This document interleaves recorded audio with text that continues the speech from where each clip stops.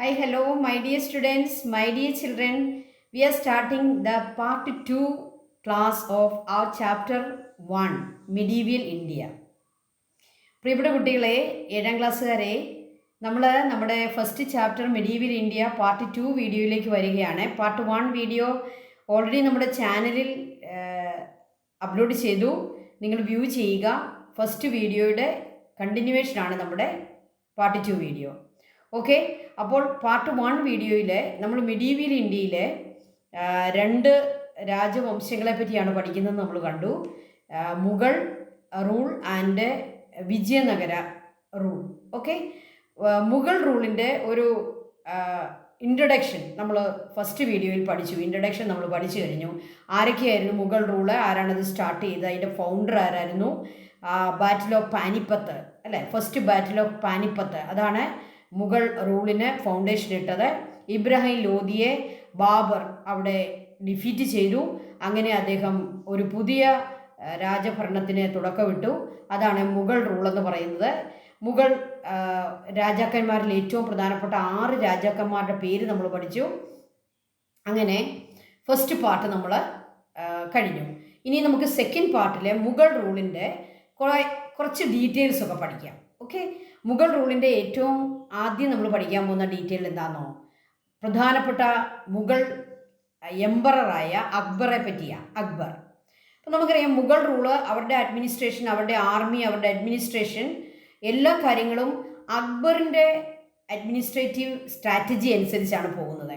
അക്ബർ രാജാവ് ആണ് അതിനൊക്കെ ഒരു നല്ല ഒരു രൂപം കൊടുത്തത്. അതുകൊണ്ട് തന്നെ ഏറ്റവും പ്രധാനപ്പെട്ട എല്ലാ കാര്യങ്ങളും നമ്മൾ അക്ബറിനെ ബേസ് ചെയ്തുകൊണ്ടാണ് പറയുന്നത്. അക്ബർ.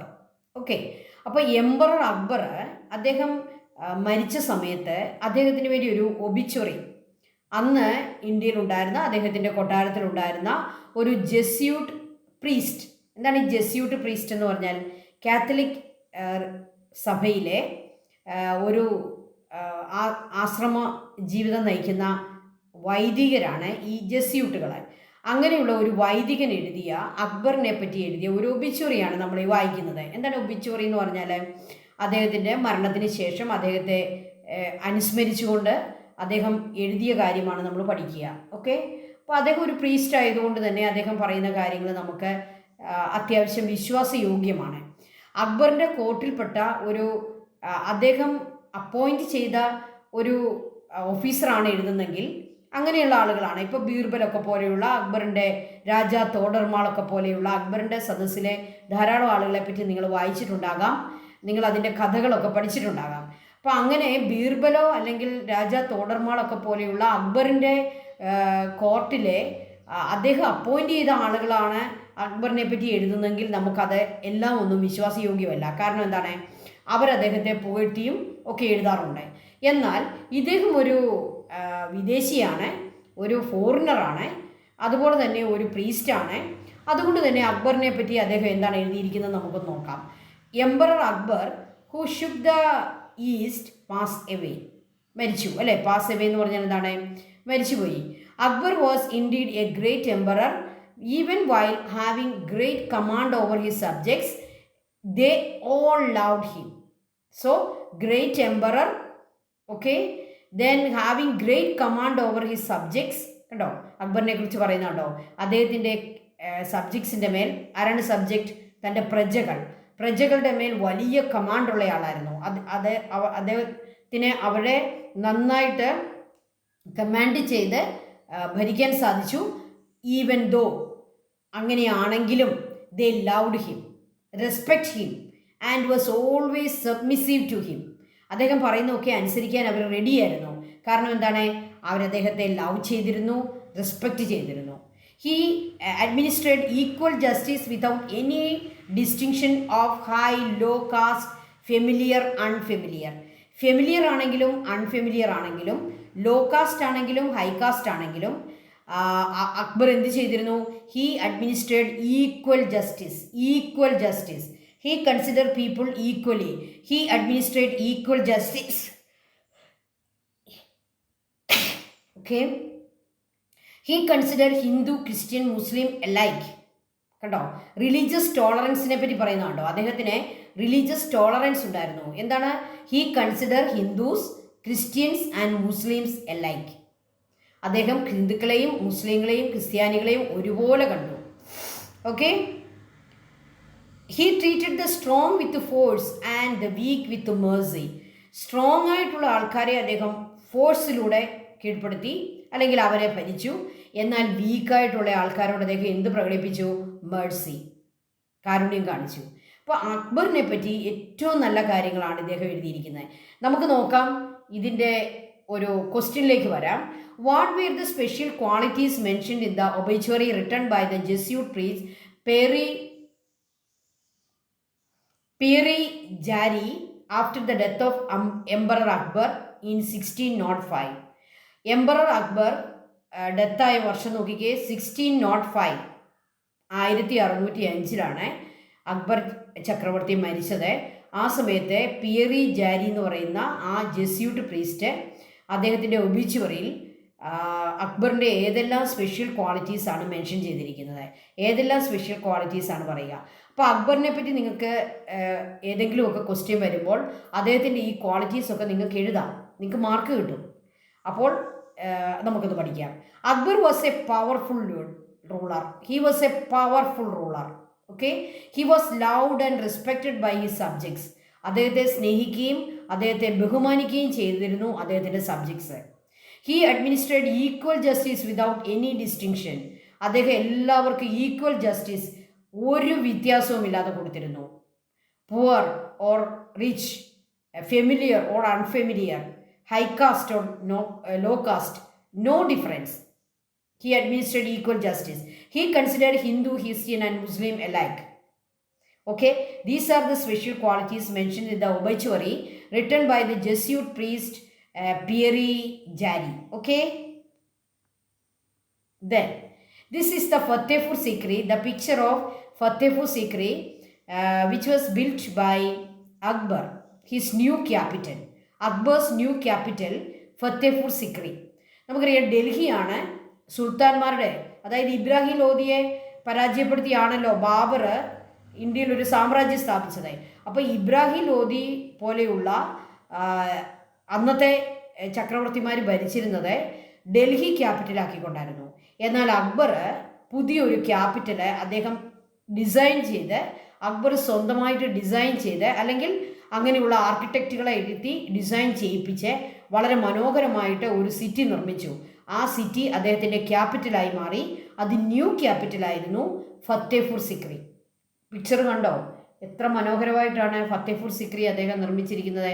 രാജാവിന് വേണ്ട കൊട്ടാരങ്ങൾ, അതുപോലെ തന്നെ ഗാർഡൻ, അതുപോലെ അതിൻ്റെ അനുബന്ധ കെട്ടിടങ്ങൾ, ജനങ്ങൾക്ക് താമസിക്കാനുള്ള വീടുകളെ, അദ്ദേഹത്തിൻ്റെ കോർട്ടിൽ ജോലി ചെയ്യുന്ന ഒഫീഷ്യൽസിന് താമസിക്കാനുള്ള വീടുകളെ, ഇതെല്ലാം ഉൾപ്പെടുത്തിക്കൊണ്ട് അദ്ദേഹം മനോഹരമായി ഡിസൈൻ ചെയ്ത് നിർമ്മിച്ച ന്യൂ ക്യാപിറ്റലായിരുന്നു ഫത്തേപൂർ സിക്രി. ഓക്കെ, ഇത് ഇബത് ഖാന എന്ന് പറയും. ഫത്തേപൂർ സിക്രിയിൽ ഇങ്ങനെ ഒരു കെട്ടിടം ഉണ്ടായിരിക്കും, ഇബത് ഖാന. ഈ സ്പെല്ലിങ് നോക്കിയേ, ഇബത് ഖാന. ഇബത് ഖാന എന്തിനായിരുന്നെന്നോ? ഇവിടെ നിങ്ങൾ കാണുന്നതെല്ലാം റിലീജിയസ് സ്കോളേഴ്സ് ആൻഡ് ഡിഗ്നിറ്ററീസാണ്. പല റിലിജനിൽപ്പെട്ട സ്കോളേഴ്സ് ആൻഡ് ഡിഗ്നിറ്ററീസ്. ആരാണ് സ്കോളേഴ്സ്?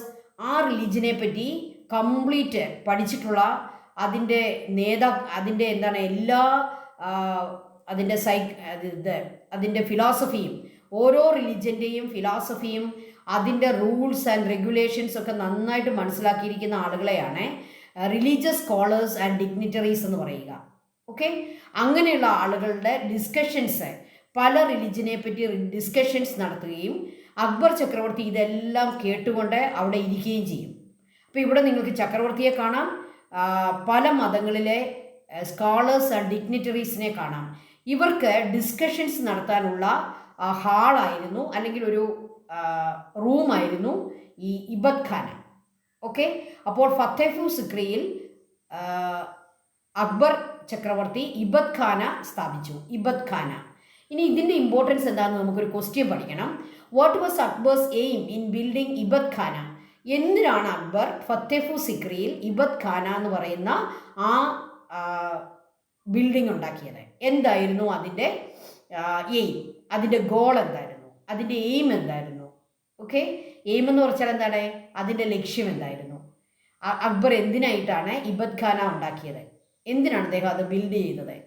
ഇൻ 1575, അതായത് അക്ബർ മരിക്കുന്നതിനും ഒരു 30 years ago, അല്ലേ, 30 വർഷങ്ങൾക്ക് മുമ്പ്. അക്ബർ മരിക്കുന്നത് 1605. അതിനും 30 വർഷങ്ങൾക്ക് മുമ്പ് Akbar built Ibadat Khana in his new capital Fatehpur Sikri. അപ്പോൾ ഇബത് ഖാന എവിടെയാണ്? ഫത്തേപൂർ സിക്രി. ഏത് വർഷമാണ് ഉണ്ടാക്കിയത്? 1575. അത് നിങ്ങൾ എങ്ങനെ ഓർത്തു വയ്ക്കണം? അക്ബർ മരിച്ചത് 1605 അതിലും 30 years ago ആണ്. Scholars and dignitaries of various religions use to gather there. അവിടെ സാധാരണക്കാരായിട്ടുള്ള കോമൺ പീപ്പിൾ അല്ല പോകുന്നത്. Scholars and dignitaries of various religions. Dignitaries എന്ന് പറഞ്ഞാൽ എന്താണ്?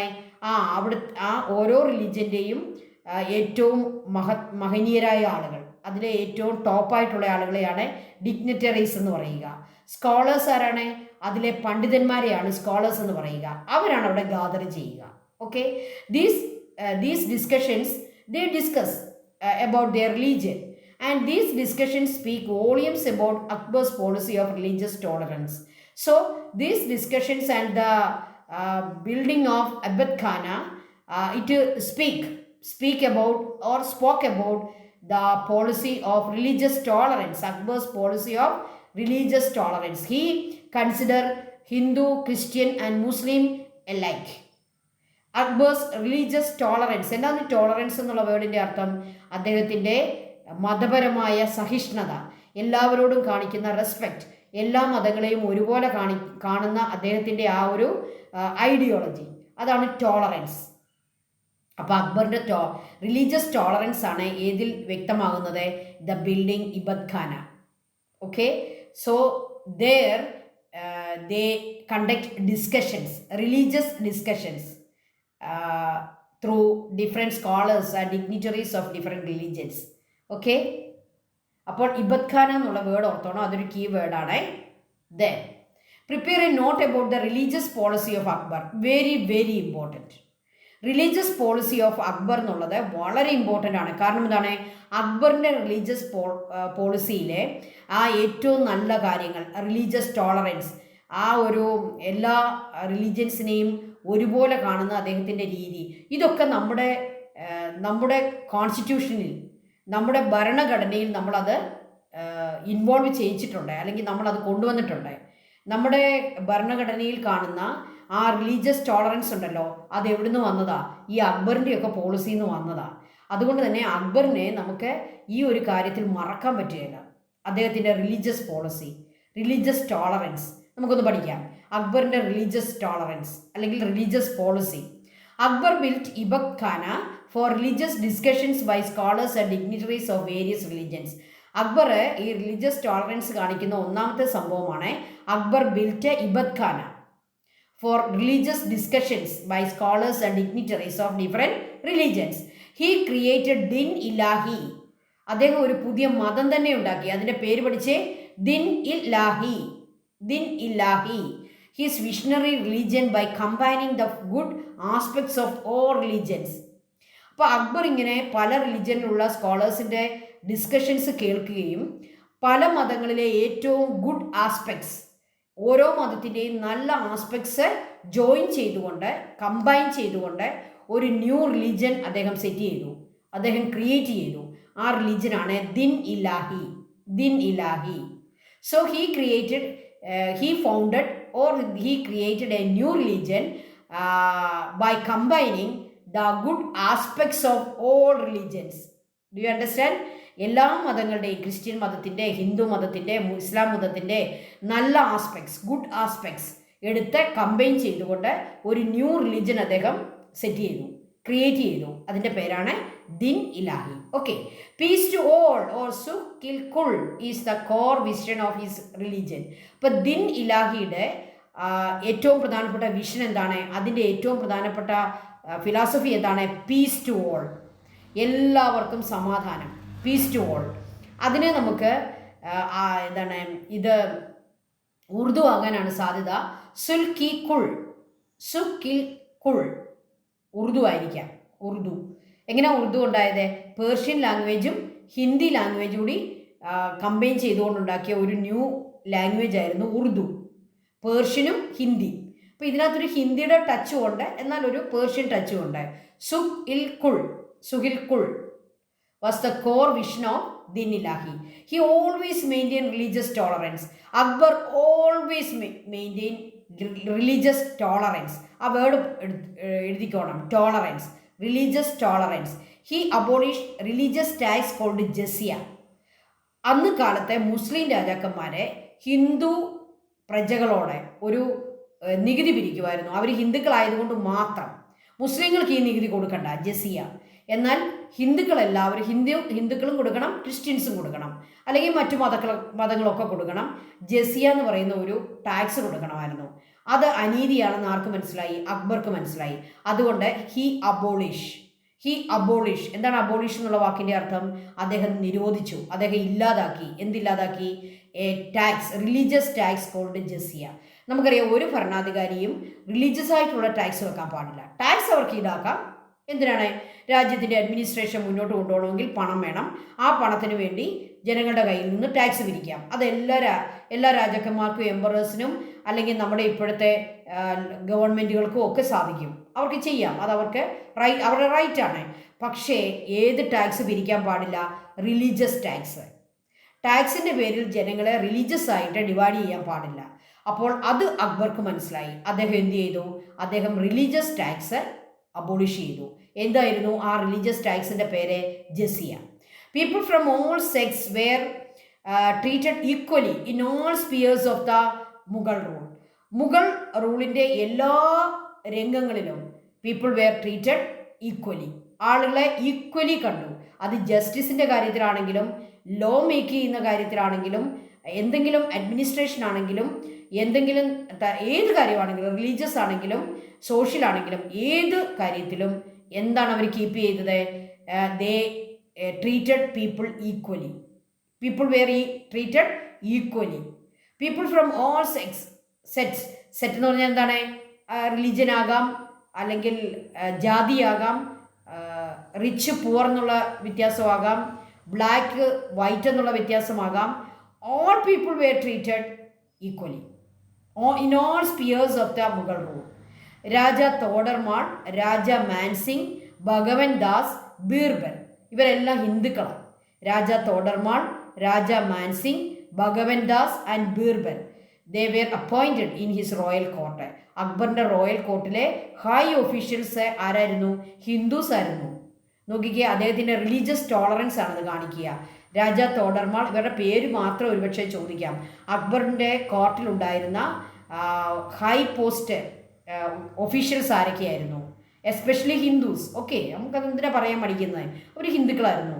എന്നിട്ടും അവരെ ഹൈ ഒഫീഷ്യൽസ് ആയിട്ട് അദ്ദേഹം കോർട്ടിൽ നിശ്ചയിച്ചു.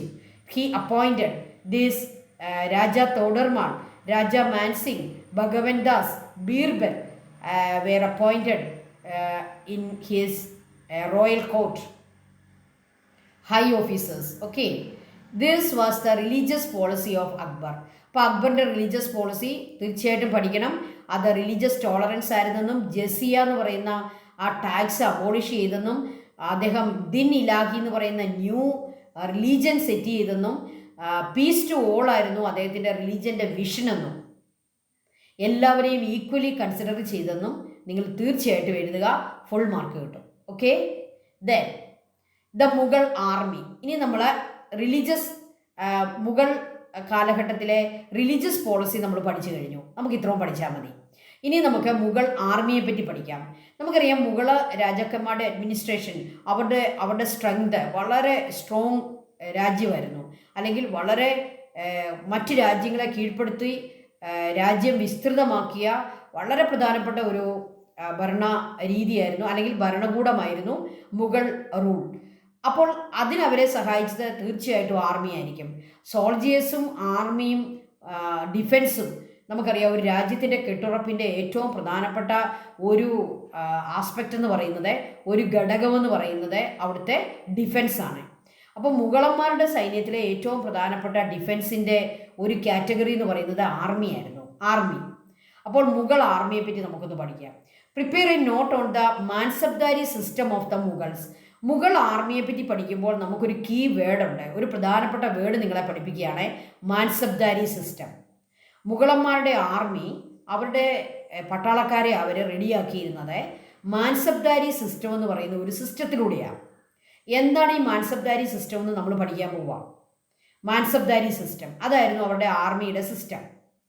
The Mughals needed a strong army to expand the kingdom as well as to maintain the expanded kingdom. So the Mughal emperors, they wanted a strong army for expanding their kingdom, for attacking other nations, other kingdoms and expand their own income as well as to maintain the expanded income. കുറേ kingdoms കീഴ്പ്പെടുത്തിയിട്ട് കാര്യമില്ല. ആ കീഴ്പ്പെടുത്തുന്ന മറ്റ് രാജ്യങ്ങളെ അതിനെ maintain ചെയ്യാൻ കൂടി സാധിക്കണം അല്ലേ? അല്ലെങ്കിൽ എന്ത് സംഭവിക്കും? കീഴ്പ്പെടുത്തി എംപറർ ഇങ്ങ് പോരും, അവരെ വീണ്ടും സ്വാതന്ത്ര്യം പ്രാപിക്കും. ഓക്കെ, അങ്ങനെ സംഭവിക്കാതിരിക്കണമെങ്കിൽ എന്ത് വേണം? ഒരു സ്ട്രോങ് ആർമി വേണം. Okay, Mansabdari was a military system implemented by Akbar for this purpose. അപ്പോൾ ഒരു സ്ട്രോങ് ആർമി ഉണ്ടാക്കാൻ വേണ്ടി അക്ബർ കൊണ്ടുവന്ന ഒരു സിസ്റ്റമായിരുന്നു Mansabdari system. Mansabdari system was a military system. കണ്ടോ ആ വേർഡ് നോക്കിക്കേ, military. Mansabdari system was a military system implemented by Akbar. ആരാണ് ഇത് ഇംപ്ലിമെൻറ്റ് ചെയ്തത്?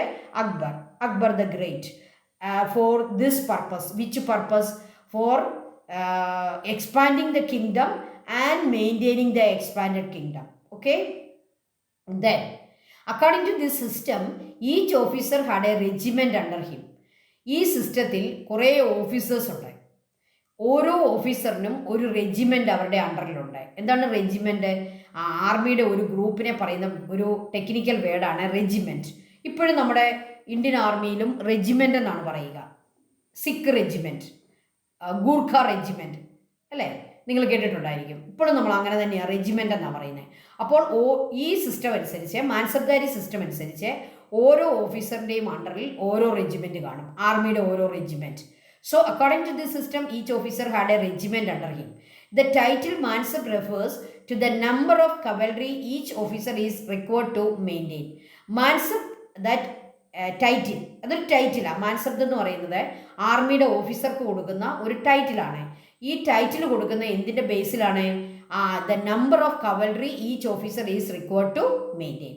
ഓരോ ഓഫീസറും വെക്കേണ്ട കവൽറിയുടെ എണ്ണത്തിനനുസരിച്ചാണ് മാൻസബ് ടൈറ്റിൽ അവർക്ക് കൊടുക്കുക. അപ്പോൾ മാൻസബ് ഉള്ള ആളെയാണ് എന്ത് വിളിക്കുക? മാൻസബ്ദാർ. ഓക്കെ, മാൻസബ്ദാർ. മാൻസബ് എന്ന് പറയുന്നത് ഒരു ടൈറ്റിലാണ്. മാൻസബ് ടൈറ്റിൽ കിട്ടിയ ആളെയാണ് നമ്മൾ എന്ത് വിളിക്കുക? Mansabdar. Okay, so it was a title. Mansab was a title given to the officers according to the number of cavalry each officer required to maintain. അപ്പോൾ ഓരോ ഓഫീസറും ഒരു പർട്ടിക്കുലർ നമ്പർ കവൽറിയെ അവരുടെ അണ്ടറിൽ റെഡിയാക്കി നിർത്തണം. അവർക്ക് ട്രെയിനിങ് കൊടുക്കണം, ഫുഡ് കൊടുക്കണം, സാലറി കൊടുക്കണം, അവർക്ക് ട്രെയിനിങ് കൊടുത്ത് റെഡിയാക്കി നിർത്തണം. അക്ബർ ആവശ്യപ്പെടുമ്പോൾ ഈ മാൻസബ്ദാരെ ഈ ആർമിയുമായിട്ട് ആ പറയുന്ന സ്ഥലത്ത് ചെന്നിരിക്കണം.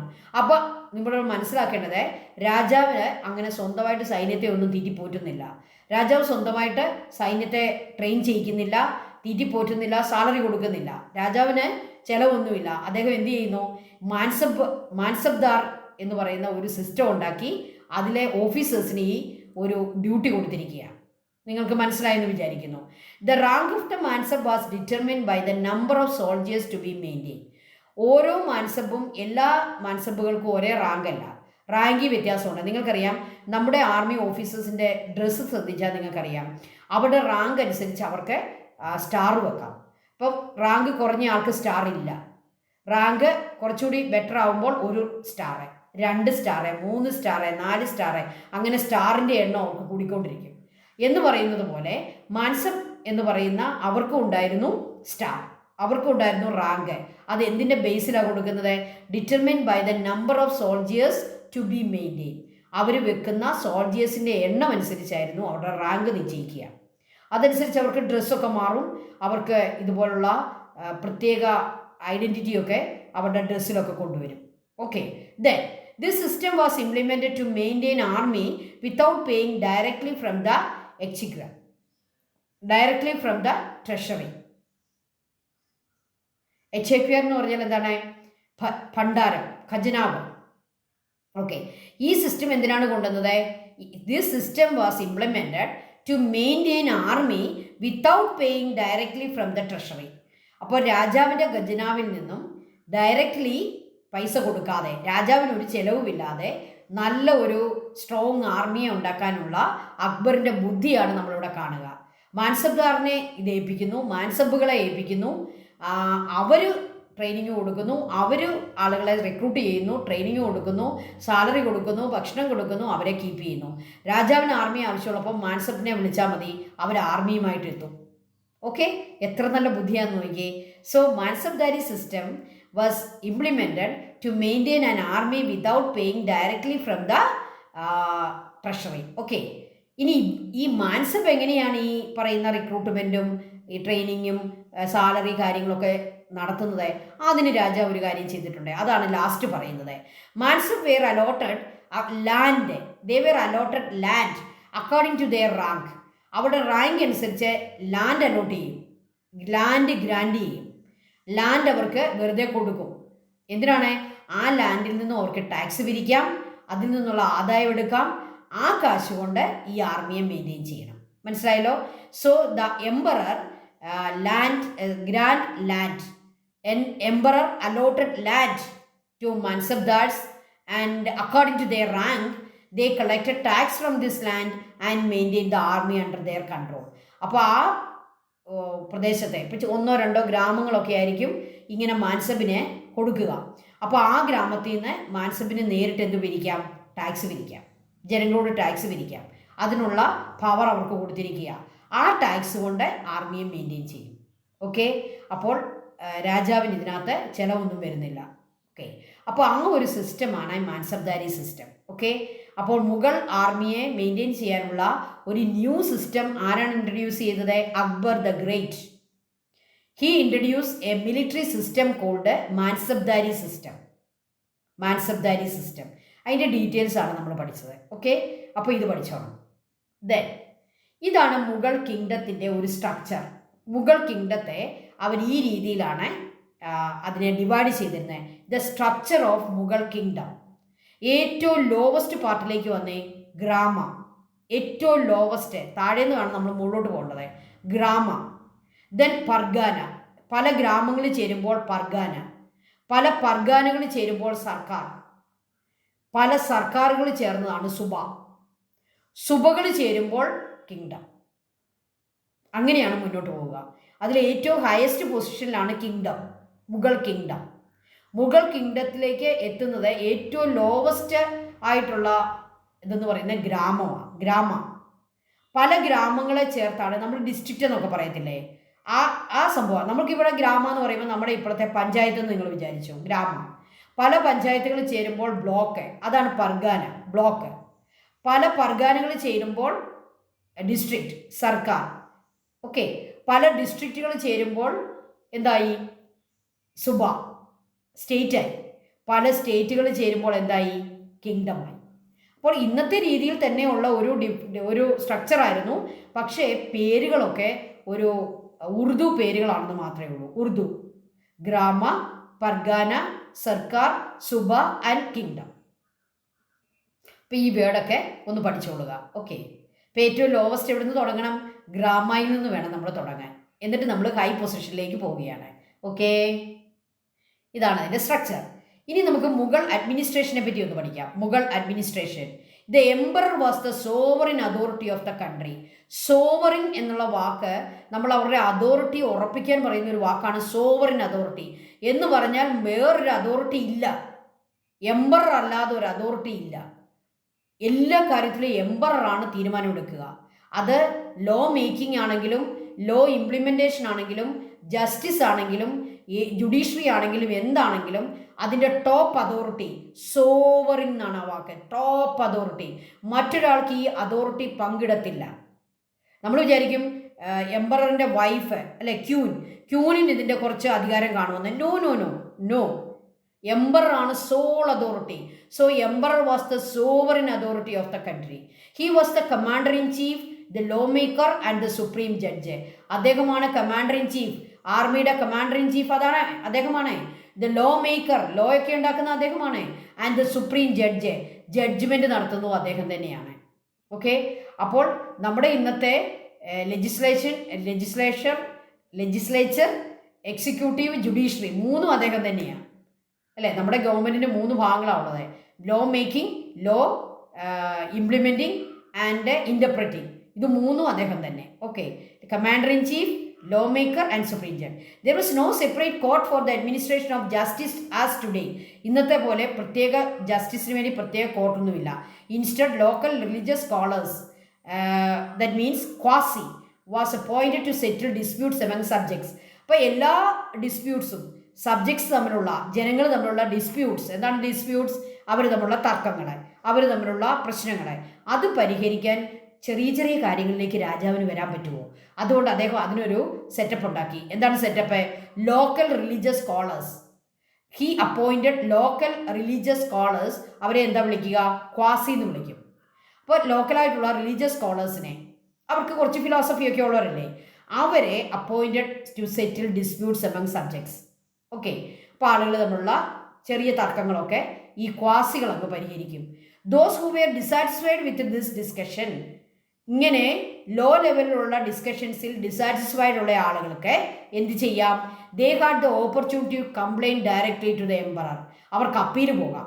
എവിടേക്ക് പോകാം? They have to appeal. They had the opportunity to appeal to the directly to the emperor. എംപററിന് അപ്പീൽ പോകാം.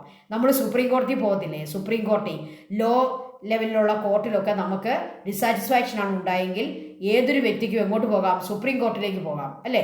എന്ന് പറഞ്ഞതുപോലെ ഈ ക്വാസിയുടെ ആ ഒരു എന്താണ് തീരുമാനത്തിൽ, ഡിസിഷനിൽ സാറ്റിസ്ഫൈഡ് അല്ലാത്ത ആളുകളെ they had the opportunity to complain direct to the emperor. Ministers and the head of the departments were appointed to advise the king and on administrative matters.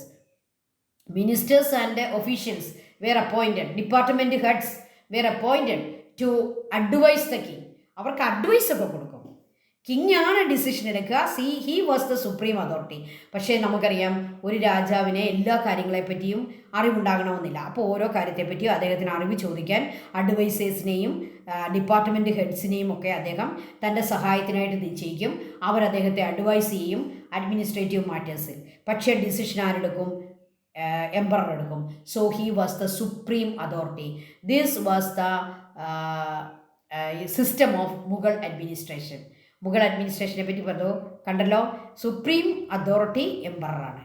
He make the law. He was the commander in chief and law maker and supreme judge. Okay students, ഇനിയും നമുക്ക് മുഗൾ അഡ്മിനിസ്ട്രേഷനെ പറ്റി ഏതാനും കാര്യങ്ങൾ കൂടി പഠിക്കാനുണ്ട്. ഒരു video കൂടി വേണ്ടി വരും. അത് നമുക്ക് അടുത്ത ദിവസം കാണാം. Thank you children. Thank you so much. May God bless.